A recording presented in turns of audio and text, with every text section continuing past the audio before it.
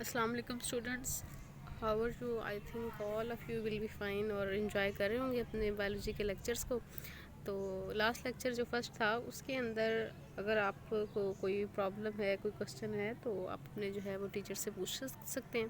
आज हम second lecture start करेंगे बायो का, जिसके अंदर हमने कंटिन्यू अपना करना है इम्पोर्टेंस ऑफ कार्बन को, क्योंकि जो लास्ट लेक्चर था उसके अंदर हमने 2 पॉइंट्स पढ़ लिए थे, कार्बन की टेट्रावैलेंसी और स्टेबिलिटी ऑफ कार्बन। नेक्स्ट आज हम पढ़ेंगे कार्बन बॉन्डिंग। कार्बन बॉन्डिंग के अंदर सबसे पहला पॉइंट कि carbon carbon bonding mean carbon can form bond with other carbon atoms can combine with other carbon atoms to form stable branched और unbranched chains और रिंग्स। ये जो हमने बात की ना, ब्रांच चेन, अनब्रांच चेन्स और रिंग्स, ये नेक्स्ट डायग्राम है, उसके अंदर हम ये क्लियर देखेंगे कि कार्बन कैसे बाकी कार्बन के साथ जो है वो बॉन्ड बना रहा है। तो जब कार्बन के साथ बॉन्डिंग होती है तो ऑर्गेनिक मालिक्यूल का ये स्केलेटन बनता है। मीन कार्बन के साथ बॉन्ड बना के जो हमारे ऑर्गेनिक मालिक्यूल्स हैं वो बनते हैं। कार्बन उसके बाद बॉन्ड बनाता है हाइड्रोजन के साथ। कार्बन और हाइड्रोजन का जो बॉन्ड है, it is the most important bond in biology because this bond is the potential source of chemical energy for all the cell activities. Mean के सेल के अंदर जितनी भी एक्टिविटीज़ हो रही हैं, उन एक्टिविटीज़ के अंदर जो बेसिकली एटीपी हमें दे रहा है ना बॉन्ड, वो यही बॉन्ड है, CH बॉन्ड। क्योंकि जब ये CH बॉन्ड टूटता है तो बहुत ज़्यादा अमाउंट में एनर्जी जो है वो रिलीज़ होती है।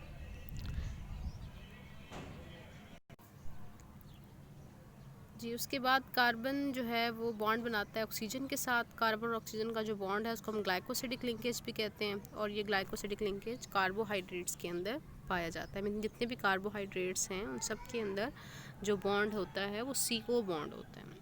और उसके बाद CN बॉन्ड है। Carbon can form bond with the nitrogen in amino acids linkage to form the peptide bond. Mean के जो पेप्टाइड बॉन्ड है, peptide linkage, this CN bond is a peptide linkage. Amino acid जो होते हैं, amino acids वो आपस में connect होते हैं। जैसे ये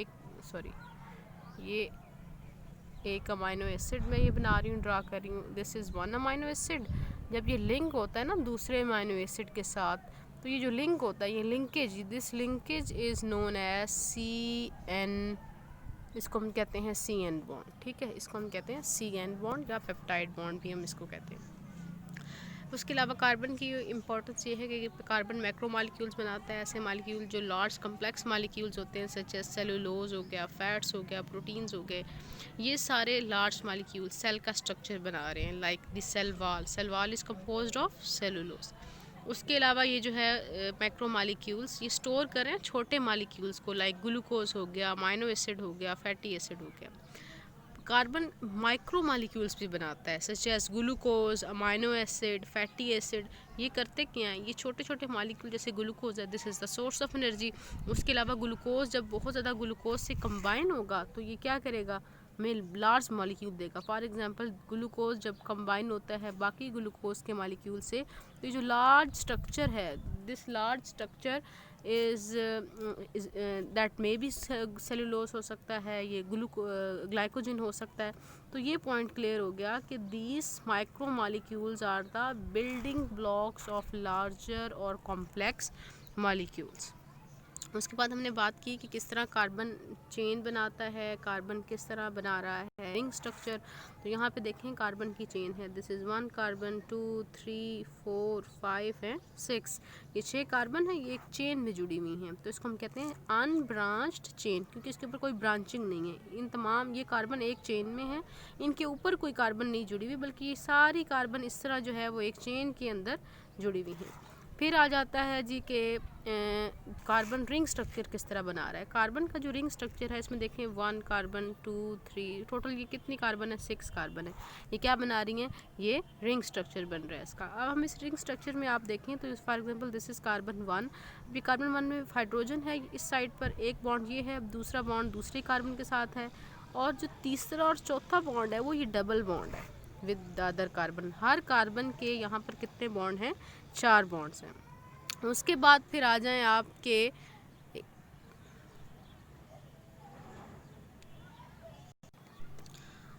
जी, तो ये है, हम आगे पढ़ेंगे ब्रांच स्ट्रक्चर। ब्रांच स्ट्रक्चर में देखें आप, तो ये एक ब्रांच ये लगी हुई है, एक ये ब्रांच लगी हुई है, एक ये ब्रांच लगी हुई है।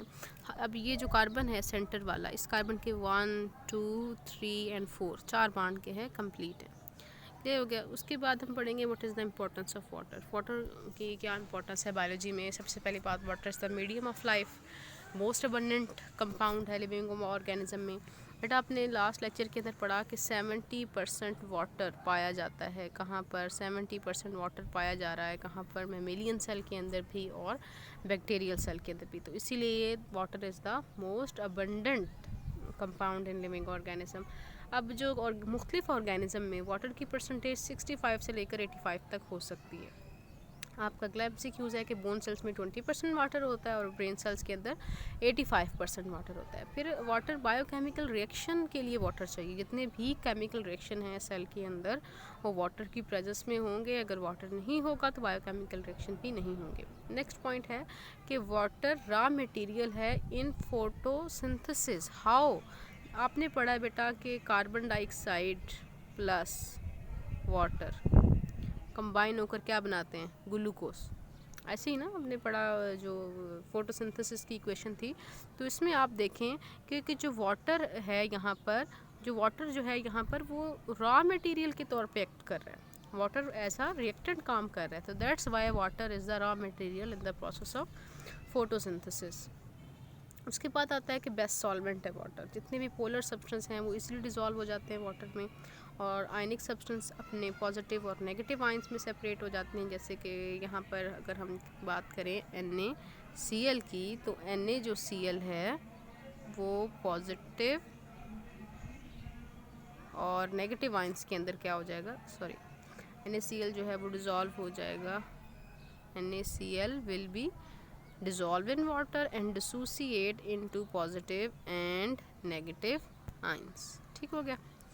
उसके बाद नॉन आयनिक जो सब्सटेंस हैं वो चार्ज ग्रुप जिनके ऊपर होता है वो वाटर के अंदर डिज़ोल्व नहीं होते बल्कि डिस्पर्स हो जाते हैं। फॉर एग्जांपल अगर हम कहें कि CH4 positive, this is a charge group which disperse in water, dissolve नहीं होता। उसके बाद जितने भी रिएक्शन हैं उनको एक्वस मीडियम चाहिए, क्योंकि जितने भी बायोकेमिकल रिएक्शन हैं उनको कैटालाइज कौन कर रहा है? उनको कैटालाइज कर रहा है एंजाइम्स, मुख्तलिफ एंजाइम्स, और वो एंजाइम को क्या चाहिए? एक्वस मीडियम चाहिए। उसके बाद आता है कि non polar organic molecules water में डिज़ोल्व नहीं होते। फिर बहुत ही इंपॉर्टेंट एक डेफिनेशन है कि what is specific heat capacity. इसकी डेफिनेशन देखें तो बहुत क्लियर डेफिनेशन है कि number of calories which are required, which are needed. किस चीज़ के लिए? टेम्परेचर रेज करने के लिए वाटर का। कितना वाटर हो? 1 gram water. The number of calories required और नीडेड टू इंक्रीज और raise the temperature of 1 gram of water. कितना इंक्रीज़ होगा? 1 degree centigrade, mean 15 to 16 degree centigrade increase करने के लिए, 1 डिग्री सेंटीग्रेड टेम्परेचर इंक्रीज़ करने के लिए जो नंबर ऑफ़ कैलोरीज रिक्वायर्ड होंगी उस हम उनको कहेंगे स्पेसिफिक हीट कैपेसिटी। वाटर की स्पेसिफिक हीट कैपेसिटी कितनी है? 1 है। दिस इज़ मच मोर, बहुत ज़्यादा ये कैलोरीज चाहिए होती हैं वाटर के 1 ग्राम वाटर का टेम्परेचर 15 से 16 करने के लिए। अब इस क्यों इतनी कैलोरीज चाहिए? Because much of the energy और heat is use to break the hydrogen bond. आपने बेटा पढ़ा कि इस तरह करके जो वाटर का मॉलिक्यूल पोलर होता है, ये भी पार्शियल पॉजिटिव है और ये पार्शियल नेगेटिव है, ये पार्शियल पॉजिटिव है। तो जब हाइड्रोजन बॉन्डिंग होती है यहाँ पर, सॉरी, हाइड्रोजन है, यहाँ पे भी हाइड्रोजन है, this is partial positive, partial positive. तो अभी आपने गुजारा करना है इस तरह के डायग्राम्स में। ओह सॉरी, मैं दोबारा ड्रा कर देती हूँ आपको। ऑक्सीजन, हाइड्रोजन,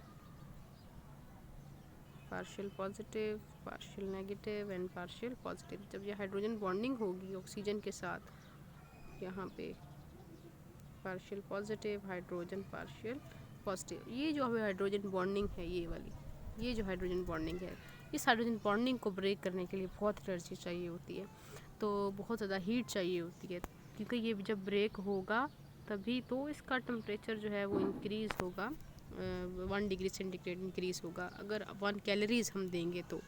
इसकी इम्पोर्टेंस ये है कि वाटर आसानी से अपना टेम्परेचर चेंज नहीं करता। It's mean water act as a temperature और थर्मल स्टेबलाइज़र। आपने अब इस चीज़ को समझना है कि थर्मल स्टेबलाइज़र या टेम्परेचर स्टेबलाइज़र क्या होता है, कि जो लिविंग ऑर्गेनिज्म की बॉडी को हाई टेम्परेचर या थर्मल चेंजेस से प्रोटेक्ट करके रखता है।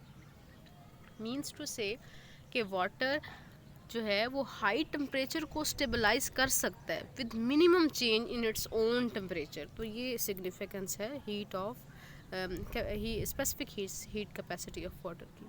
फिर है हीट ऑफ वेपराइजेशन। इसकी डेफिनेशन है कि वो अमाउंट हीट की जो चाहिए होती है लिक्विड को गैस में कन्वर्ट करने के लिए, this is known as heat of vaporisation of water.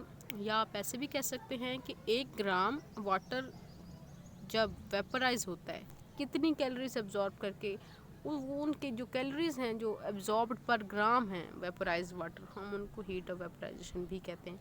कि जब 1 ग्राम वाटर वेपराइज्ड होता है जितनी कैलोरीज एब्जॉर्ब करने के बाद, हम उस कैलोरीज को कहते हैं हीट ऑफ वेपराइजेशन। वाटर कितनी, अगर वाटर हमारे पास 1 kg हो तो 1 kg वाटर जब होगा वेपराइज होगा तो वेपराइज करने के लिए कितनी कैलोरीज चाहिए होंगी, 574 किलो कैलोरीज जो हैं वो चाहिए होंगी। अब उसके बाद आपकी बुक पे लिखा हुआ है कि अगर 1 लीटर हमारे पास वाटर हो, 100 ml वाटर हो, 1 लीटर में 100 ml होते हैं ना, तो 100 ml वाटर में से 2 ml क्या कर जाए, एवेपोरेट कर जाए, बाकी कितना रह जाएगा 998 ml। इस 998 ml जो है इसमें 2 ml एवेपोरेट कर गया। एवेपोरेशन आपने पढ़ा है क्या काज करते हैं, एवेपोरेशन जब होती है तो कूलिंग इफेक्ट जनरेट होता है। तो जो रिमेनिंग 998 ml वाटर रह गया है इसका टेम्परेचर लो हो जाएगा, कितना 1 डिग्री सेंटीग्रेड क्या हो जाएगा, लो हो जाएगा। एवेपोरेटिव ऑलवेज काजेस कूलिंग। इसका फ़ायदा क्या है कि जब भी वेपोरेशन होती है वाटर की तो ये कूलिंग इफेक्ट आता है प्लांट्स को। कब, जब प्लांट्स के अंदर वाटर वेपराइज होता है in the form of transpiration. Similarly cooling effect animals को भी आता है, जब एनिमल्स के अंदर वाटर परस्पायर्ड होता है, मीन स्वेटिंग होती है, जब पसीना वगैरह आता है, जब गर्मी ज़्यादा होती है, हाई टेम्परेचर होता है बाहर इन्वायरमेंट में, तो हमारी बॉडी के अंदर वाटर उस मैक्सिमम हीट को एब्जॉर्ब करके वेपोराइज होगा और कूलिंग इफेक्ट देगा। और उसके अलावा ये इम्पॉर्टेंट रोल प्ले करता है heat regulation of heat produced by oxidation. हम अब ऑक्सीडेशन कौन से रिएक्शन, हमारी बॉडी के अंदर हर वक्त ऑक्सीडेशन रिडक्शन रिएक्शन हो रहे हैं, उन रिएक्शन के नतीजे में बनती है हीट। वो एक्सेस हीट जो है उसको भी बॉडी ने रिमूव करना है, तो रिमूव करने के लिए वाटर उस हीट को एब्जॉर्ब कर लेता है और वेपराइज की फॉर्म में जो है वो वेपराइज हो जाता है और हमें कूलिंग इफेक्ट दे देता है। इस तरह हमारी बॉडी के अंदर हीट रेगुलेट हो रही है। इसके बाद आयनाइजेशन ऑफ वाटर है कि वाटर जो है वो आयनाइज भी होता है। जैसा कि बेटा आपने पढ़ा कि वाटर जो है, वाटर ये आपने केमिस्ट्री में ये पढ़ा हुआ है कि hydrogen ions plus hydroxyl ions ये बनते रहते हैं, ये this is the reversible reaction. ठीक है, तो ये 2 एरो लगे हुए हैं, this is the reversible reaction. और 25 डिग्री सेंटीग्रेड के ऊपर, रूम टेम्परेचर के ऊपर वाटर के अंदर, वाटर जो है जितने वाटर के मालिक्यूल्स हैं उतनी, जितनी वाटर मालिक्यूल की कंसंट्रेशन है उतनी ही इन आइंस की कंसंट्रेशन है। क्लियर हो गया। होगा क्या कि एट 25 डिग्री सेंटीग्रेड टेम्परेचर हम जो हमारे पास हाइड्रोजन आइंस की कंसंट्रेशन है ना 10⁻⁻⁷, वो इक्वल होगी हाइड्रोक्सिल आइन की कंसंट्रेशन के। मींस के हाइड्रोक्सिल आइन और हाइड्रोजन आइंस दोनों की जो कंसंट्रेशन है वो इक्वल होगी at this room temperature. Clear हो गया। अब फ़ायदा क्या है कि वाटर का ये हमें आइंस क्या दे रहे हैं, आइंस जब वाटर आयनाइज होता है तो ये मुख्तलिफ तरह के जो आइंस होते हैं वो क्या करते हैं, वो बायोकेमिकल रिएक्शन के अंदर पार्टिसिपेट कर रहे होते हैं। इसके अलावा वाटर में प्रोटेक्शन दे रहा है, एक्टिव नहीं सॉरी, यहाँ पे हम लिखेंगे water act as a effective lubricant. क्या लिखेंगे, इफ़ेक्टिव लुब्रिकेंट के तौर पे काम कर रहा है, मीन के रगड़ से बचाता है, फ्रिक्शन ना हो, इसलिए इफ़ेक्टिव लुब्रिकेंट के तौर पे काम कर रहा है।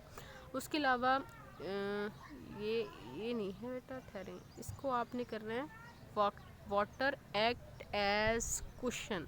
क्या किसके तौर पे काम कर रहा है, कुशंस के तौर पे काम कर रहा है, किसके around, around the organ. Organ के इर्द गिर्द एज अ कुशन काम करता है, ताकि ऑर्गन जो हैं वो डेलिकेट होते हैं तो वो ब्रेक ना हो, उनको कोई डैमेज ना आ जाए। तो बेटा यहाँ तक था आपका लेक्चर। नेक्स्ट जो इंशाल्लाह हम कल करेंगे लेक्चर नंबर 3।